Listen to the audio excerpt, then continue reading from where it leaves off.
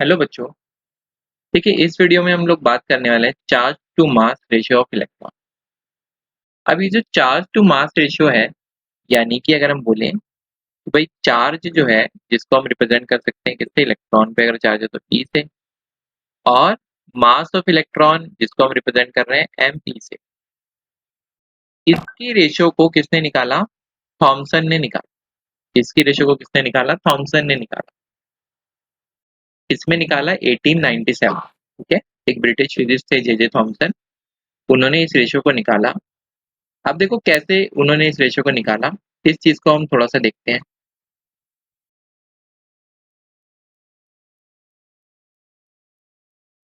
देखिए, उन्होंने क्या किया, एक एक्सपेरिमेंट किया जिसमें उन्होंने वही अपना कैथोड रे ट्यूब ले ली, और कैथोड एनोड दोनों लगे हुए हैं।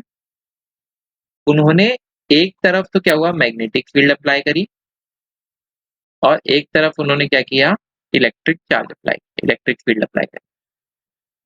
अब क्या हुआ, जब उन्होंने इलेक्ट्रिक फील्ड और मैग्नेटिक फील्ड दोनों अप्लाई करी, तो उन्होंने एक चीज ऑब्जर्व करी कि जब वो सिर्फ इलेक्ट्रिक फील्ड अप्लाई करते थे तो इलेक्ट्रॉन ना यहाँ पर जाकर टकराता था। जो फ्लोरोसेंट स्क्रीन हमारी लगी हुई थी ना, जो परफोरेटेड स्क्रीन जिसकी हमने बात करी थी, ठीक है, तो उसमें क्या होता था, इलेक्ट्रॉन यहाँ पर जाकर टकराता था पॉइंट ए पे। और जब क्या होता था, मैग्नेटिक फील्ड अप्लाई करते थे सिर्फ, तब इलेक्ट्रॉन कहाँ पे जाके टकराता था, पॉइंट सी पे। लेकिन जब हम क्या करते थे, दोनों फील्ड्स को इस तरीके से अप्लाई करते थे कि हम क्या कर रहे हैं, बिल्कुल इनको बैलेंस कर दें इस तरह कि जो इलेक्ट्रॉन है वो टकरा कर क्या आ जाए, वापस आ सके। तो उस केस के लिए क्या था कि इलेक्ट्रिक और मैग्नेटिक फील्ड को हमें एक पर्टिकुलर बैलेंस में लगाना पड़ता था, जिसको उन्होंने अपने एक्सपेरिमेंटेशन में लगाया। तो अब हम बात कर लेते कि इस एक्सपेरिमेंटेशन से उन्होंने क्या क्या रिजल्ट ड्रॉ किए। देखिए, अपने एक्सपेरिमेंट में उन्होंने ये चीज देखी कि भाई जो डेविएशन होगी, कि पार्टिकल जो है वो कितना मुड़ेगा अपनी जगह से, वो किस चीज पे डिपेंड करता है? वो डिपेंड करता है कि भाई इलेक्ट्रिक फील्ड और मैग्नेटिक फील्ड कितनी है। ठीक है, एक एक करके देखते हैं कि उन्होंने क्या क्या बातें करी। पहला तो उन्होंने क्या बोला कि भाई जितना ज्यादा मैग्नीट्यूड होगा किसका, चार्ज का, ऑन दी पार्टिकल, मतलब पार्टिकल पे चार्ज जितना ज्यादा है, +2, +3, +4, ठीक है, जो मर्जी चार्ज हो, या -1, -2, -2, ठीक है। चार्ज का मतलब समझ गया यहाँ पर कि मैग्नीट्यूड से हमें मतलब है कि भाई चार्ज का मैग्नीट्यूड कितना है, उतनी ही ज्यादा क्या होगी, इंटरेक्शन होगी विद इलेक्ट्रिक और मैग्नेटिक फील्ड। अब सोचो, जितना ज्यादा इंटरेक्शन हो रहा है, ठीक है, जितना ज्यादा क्या हो रहा है, इंटरेक्शन हो रहा है, तो उतना ही ज्यादा क्या होगा, डिफ्लेक्शन होगा। ठीक है, उतना ही ज्यादा क्या होगा, डिफ्लेक्शन होगा। दूसरी तरफ अगर क्या होगा, पार्टिकल का मास, अगर पार्टिकल का मास क्या आता है, लाइटर होता है। अगर कोई चीज हल्की है, तो हल्की है तो क्या होगा, अगर उस पर थोड़ा सा भी इन्फ्लुएंस लगा तो बिल्कुल भाग जाएगी दूर। ठीक है, दूर तक चली जाएगी। जबकि अगर कोई चीज भारी है, तो उसमें अगर कोई डिफ्लेक्शन होना है ना, तो वो क्या होगा, वो बहुत थोड़ा होगा। कि कोई भारी चीज है वो क्या होगा, इतना ज्यादा हिलडुल नहीं पाएगी जल्दी से। लेकिन अगर क्या होगा, लाइटर होगा पार्टिकल, तो उतनी ही ज्यादा क्या हो जाएगी, डिफ्लेक्शन हो जाएगी। नेक्स्ट पॉइंट जो इन्होंने बताया, वो ये बताया कि जो डिफ्लेक्शन है इलेक्ट्रॉन्स का, किसके, अपने ओरिजिनल पाथ से, वो एक तो डिपेंड करता है किस पे, वोल्टेज पे। भाई आप अगर ज्यादा वोल्टेज अप्लाई करोगे तो पार्टिकल्स में क्या हो जाएगा, उतनी ज्यादा एनर्जी रहेगी, तो वो क्या कर पाएंगे, ज्यादा डिफ्लेक्शन शो कर पाएंगे, ज्यादा डिफ्लेक्शन वो शो करेंगे। इसी तरीके से अगर आप क्या करोगे, मैग्नेटिक फील्ड की स्ट्रेंथ बढ़ा दोगे, तो क्या होगा, मैग्नेटिक फील्ड की जैसे स्ट्रेंथ बढ़ेगी, तो उसकी वजह से भी क्या हो जाएगा, डिफ्लेक्शन की जो वैल्यू है वो क्या हो जाएगी, इंक्रीज हो जाएगी। भाई अगर आप किसी को धीरे से धक्का मार रहे हो, ठीक है, कोई पर्सन है, अगर आप उसको धीरे से धक्का मार रहे हो तो वो हल्का सा ही आगे जाएगा। लेकिन अगर कोई पर्सन है, उसको अगर आपने बहुत जोर से धक्का मार दिया, तो पर्सन क्या होगा, हो सकता है यहाँ पहुंच जाए। है ना?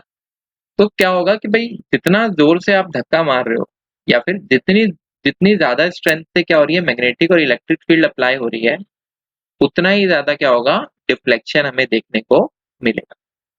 अब देखिए इन सारे एक्सपेरिमेंट्स को जब उन्होंने किया तो उनके बेसिस पे उन्होंने ना E/ME रेशियो निकाली, एक स्टैंडर्ड, जो कि कितनी है 1.758820 इंटू 10⁻11 कूलम पर केजी।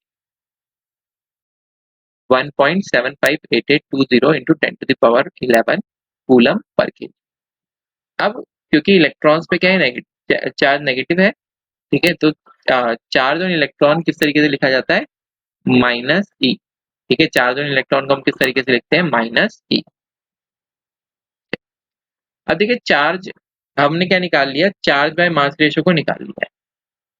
इसके बाद एक हमारे पास एक्सपेरिमेंट आता है मिलिकन का। आर ए मिलिकन नाम के एक साइंटिस्ट थे। उन्होंने क्या किया, उन्होंने एक एक्सपेरिमेंट किया जिसको हम जानते हैं किसके नाम से, ऑयल ड्रॉप एक्सपेरिमेंट के नाम। देखिए ऑयल ड्रॉप एक्सपेरिमेंट क्या है, इसके बारे में हम डिटेल में नेक्स्ट क्लास में पढ़ेंगे, लेकिन मैं आपको इसका रिजल्ट अभी बता देता हूँ कि क्या इसका रिजल्ट रहा था। ये एक्सपेरिमेंट जो मिलिकन ने किया, ऑयल ड्रॉप एक्सपेरिमेंट, ये इन्होंने निकालने के लिए किया कि भाई चार्ज कितना है इलेक्ट्रॉन, ठीक है, चार्ज कितना है इलेक्ट्रॉन पे। तो चार्ज की वैल्यू इनके एक्सपेरिमेंट से कितनी निकल के आई, 1.6 इंटू 10⁻19 कूलम।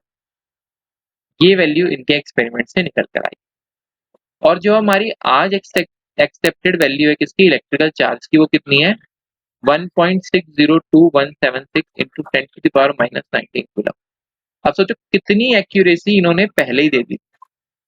कितने का फर्क है, बहुत माइन्यूट सा फर्क है, 0.0216 का फर्क है सिर्फ। बाकी जो वैल्यू है बिल्कुल एग्जैक्ट है।